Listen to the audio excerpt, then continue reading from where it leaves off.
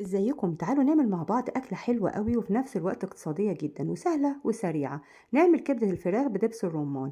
في طاسة على النار حطي 4 معالق زيت زيتون أو زيت عادي اللي يعجبك. لما الزيت يسخن قوي نزلي الكبدة وقلبيها لحد اللون بتاعها ما يتغير بالشكل ده. تبلي بقى بالملح والفلفل والبهارات وقلبيها مع التتبيلة شوية، وبعدين وسعي مكان في النص كده ونزلي التوم.